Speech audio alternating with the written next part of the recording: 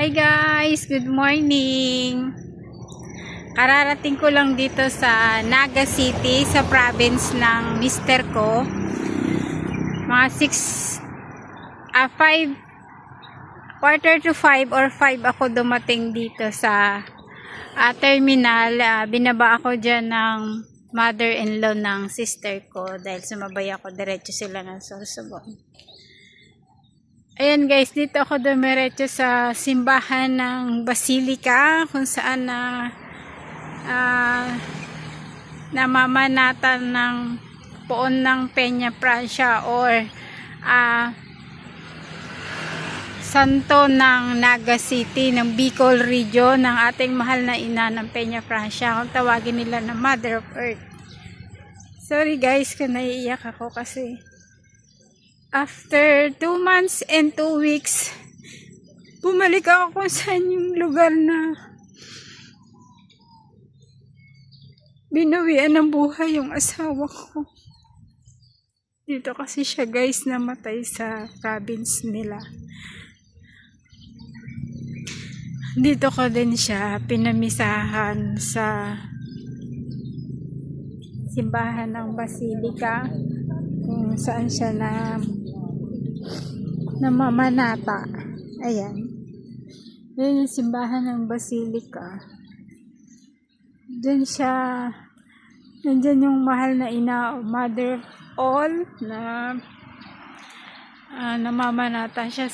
Tuwing September talagang umuwi siya dito sa Bicol. Umuwi kami para sumama kami sa prosesyon ng Friday.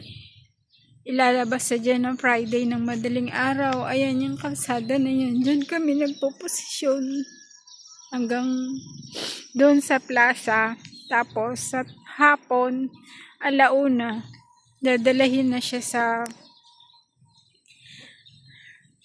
katedral. Ayan guys, napakaganda dito. Marami ditong nagwo-walking, nagja-jogging kasi para siyang park. Ayan, napakaganda. Ayan, kung makikita nyo yung mga tao guys, ayan, mga nagwo-walking yan, nag-exercise. Tapos yan guys, ayan, dyan nagmimisa kapag kayong babalik na siya dito ng Sabado ng gabi. Kasi 1 week siya sa Manila Cathedral. Ayan guys. Ngayong September, hindi na siya makakapag-prosesyon kasi wala na nga yung hubby ko. Nasa mabuti na siya kalagayan. Bigat sa loob na balikan ko yung lugar kung saan siya pumanaw.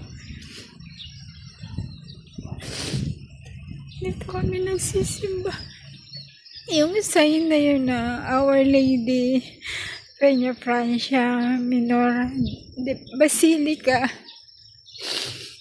Maupo pa kami doon guys. Pag magsisimba kami, dito lang kami pagka na-late kami na alas wala na kami maupuan.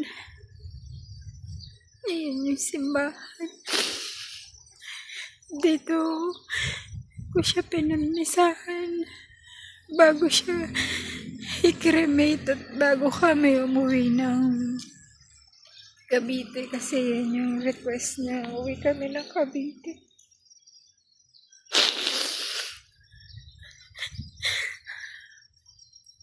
Uwi ako dito sa Bicol kasi may kailangan akong ayusin.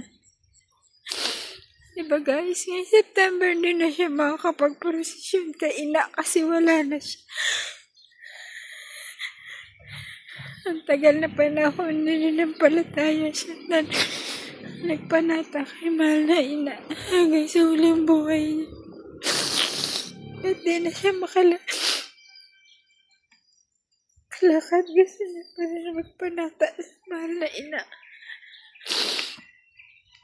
Ito yung simbahan guys. Bigat guys. Parang sasabog ako sa lungkot. Diyan sa altar na yan. Siya binasbasan. Diyan siya minisahan. Kaya pagdating ko dito sa Bicol, dito ako agad pumunta. Mahal ko yung asawa ko. Miss na miss ko na siya.